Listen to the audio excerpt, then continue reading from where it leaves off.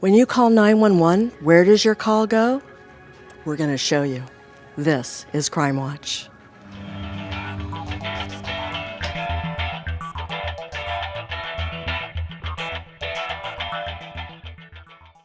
Hello and welcome to Crime Watch. I'm Jane Cameron with Sergeant Mario Escamilla of the Buena Police Department. You know, a lot of people don't understand that there's more to law enforcement than just patrolling out on the streets. Yeah, it's correct. Our department, just like many others, have different aspects in ways to serve the community. For example, we have homeless liaison officers that provide outreach to the homelessness. We have gang officers that try to enforce and assist with our gang issues. Additionally, we have our community impact team. That facet of our organization does multiple things, including alcohol beverage control, enforcement, and compliance checks. So our jobs can be endless. So we're going to be going out into the field tonight to join one of those enforcement activities. Sergeant, explain what we're doing tonight. So tonight we're doing an ABC operation. ABC stands for alcohol beverage control. And essentially what we're doing is a compliance check. Typically we do it with both the businesses and the community. In this instance, we're doing it with the community. We have two, what we call decoys, two younger male adults who are over the age of 18 but under the age of 21. And their job is going to solicit to see if any other adults would buy them alcohol, which is a crime here in the state of California. So it looked like there were a couple of gentlemen that went into the liquor store and they walked over to the kids and spoke to them. So what do you think is happening? Well, when our young decoys are instructed to solicit to see if an adult will buy them any kind of alcoholic beverages. So as soon as someone that looks like they may be able to do that or would be willing to do that, they essentially ask everybody passing by if they'll buy them alcohol. And the goal is hopefully that the adult refuses to do that, so they're in compliance with the law. But sometimes, sometimes that's not necessarily the case, and they'll buy the alcohol for the young decoys. What happens if an adult buys the alcohol for them? Well, they're committing a misdemeanor, and they will subsequently be arrested. Depending on the type of operation, they can be taken to jail. Depending on if they have any warrants or anything other existing crimes. Typically, they just get cited out and released. Now, we see the two decoys, but there's actually a team of officers who are watching everything that's going on. Yeah, that's correct. There's several undercover officers in unmarked police vehicles, and they're monitoring the two decoys, and they're probably also monitoring the decoys over audio, where they could actually listen in and hear the conversations they're having with the people who are walking into the liquor store. Is there any risk for these decoys to be doing what they're doing? There is, and for that reason we don't use anyone under the age of 18. But in this instance, and that's one of the reasons why we have so many people and contingencies in place in case there are some significant risks that we see, or any kind of emergency type situations where we could actually respond. From my point of view, it looks like the individual purchased some alcohol and you just gave him the alcohol in a bag. So at this point, they're going to have other units go in and stop and detain the individual who sold him the alcohol. So even the undercover officers are properly displaying their badges when they go to detain or apprehend the individual or the perpetrator. But we do have what we call our takedown units or takedown officers who are dressed appropriately in proper marking with police on their back, a badge in their, on the front of their vest or polo shirt. And that's exactly what they're, the reason why they wear what they wear. So they are clearly identified. So it looks like the person behind us is getting a citation, like you said. Is the goal to catch people like this gentleman who are buying liquor for the minors? No, on the contrary, it's not. We're hoping that they do not purchase the alcohol. The goal is to make sure that everyone's in compliance, and even if they do purchase the alcohol or they're not in compliance, whether it's the business or the actual citizen, is to educate, in addition to issuing them a citation. So it's kind of interesting because it almost looks like a friendly situation where the person is getting a citation, but the detectives are smiling with him and all that. Because again, it's more education than it is penalty. Yeah, that's correct. And we understand that people make mistakes. This obviously it appears that this individual is just a hardworking man. He appears like he just got off work and came to the liquor store to grab himself a cool beverage. Whatever the case, again, it's our goal is not to catch people. Our goal is to we hope that no one purchases the alcohol for the kids, and then to educate. But on the other hand, when they do violate the law under these circumstances, especially dealing with alcohol and minors, there's no tolerance for that. So this kind of helps, I think, in the overall situation because as other customers are coming in, if they get any clue to what's going on, they realize that any time there's a young person in front of a liquor store, you don't know whether the police are right around the corner or it's really just a young kid who wants alcohol.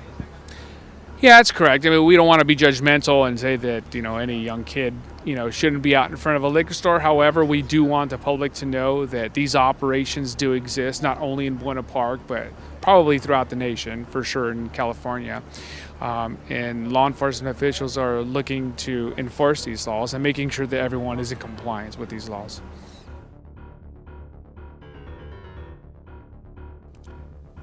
Does the liquor store get in any trouble at all with a customer buying liquor for a minor? No, the liquor store is not involved, and they do not get in trouble. It's the actual person under these circumstances, is the citizen who buys or purchases the alcohol on behalf of the minor. They're the individuals who get in trouble for it. Now, we've, as far as Crime Watch, have gone on other types of alcohol enforcement. Can you explain the other types of situations you do besides the decoys out at the front? So the decoys out in the front, we typically refer to them as a shoulder tap operation. But the other operations that we engage in is compliance checks, and that could be done in a couple ways, various ways. One of which is going inside, using a decoy to go inside, who is under the age of 21 and trying to purchase alcohol to see whether or not the establishment is in compliance and abides by the law. Additionally, we'll have officers and ABC agents actually go in to make sure that liquor stores, indoor bars, or anyone who sells the liquor with a liquor license is in compliance and has proper authorization to sell, and making sure that they have the signs and everything that they're supposed to be able to sell the alcohol. Why would a police department be involved in something like this? Well, how does it benefit the community? Well, it benefits the community in many ways. First and foremost, we're hoping that everyone is in compliance, and we like to advertise that we're doing this so everyone stays in compliance. Additionally, everyone knows that there's a lot of issues with everyone of all ages with using alcohol or consuming alcohol, and perhaps driving while under the influence of alcohol, or just engaging in other types of activities, specifically with these young individuals out here.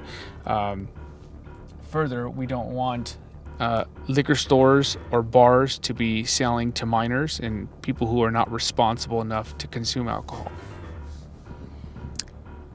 Pretty good situation as far as the enforcement and trying to um, find out if the community won't buy alcohol for the juveniles.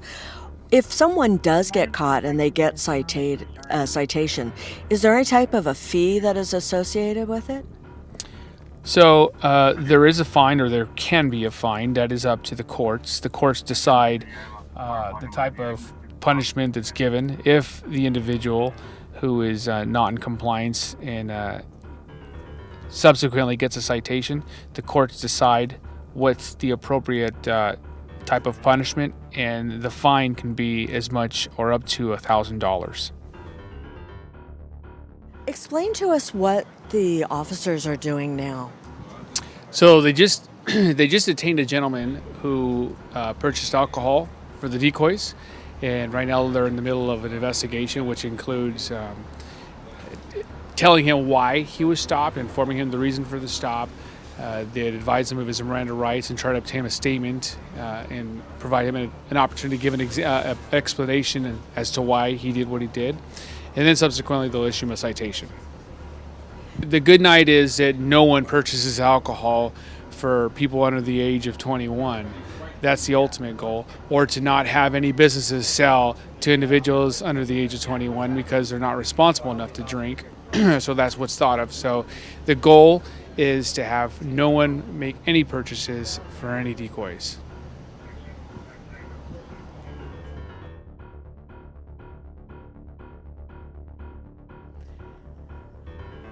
You've brought us out to a baseball park where something happened that was kind of sad because it affects the kids that enjoy this area. That's right. We're at Crescent Little League baseball field, and on January 30th of this year, a male individual unfortunately broke into the snack bar here in the middle of the night at 2 in the morning.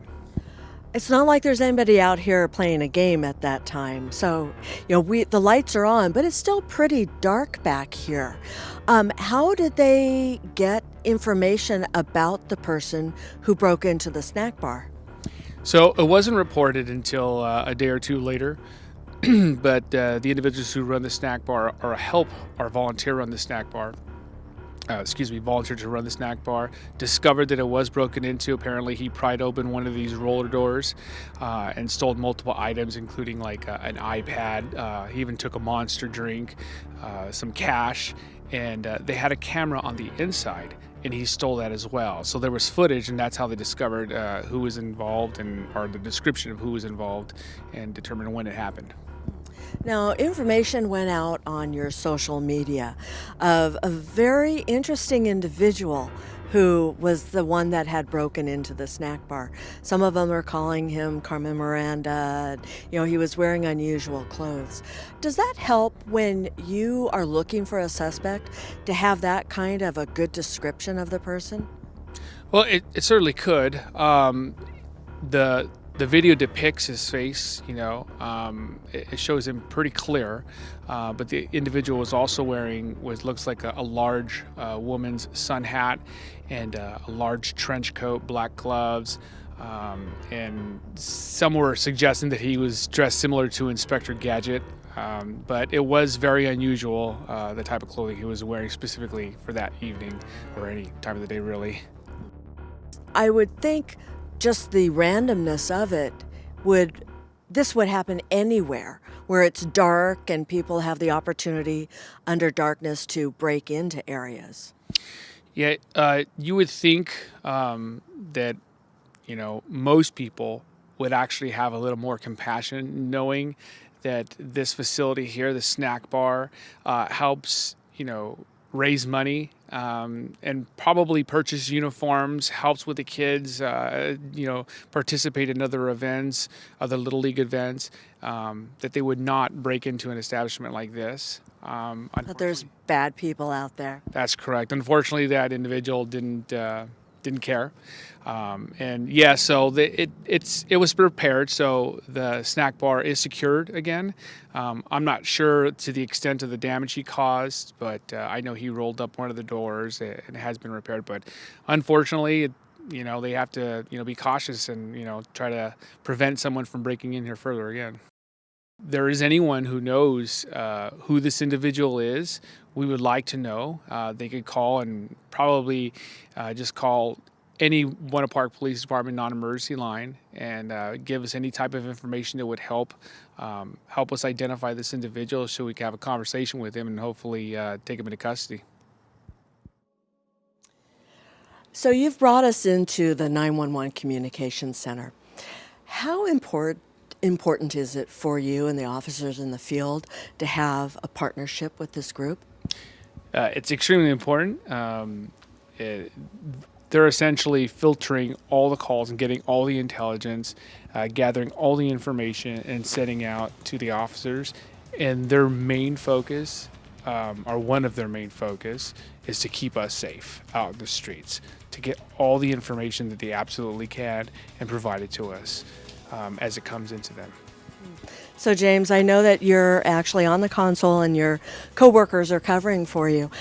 How difficult is it to take all these calls and remain calm and try to get the information from them? Well, it takes a lot of practice, several months of training.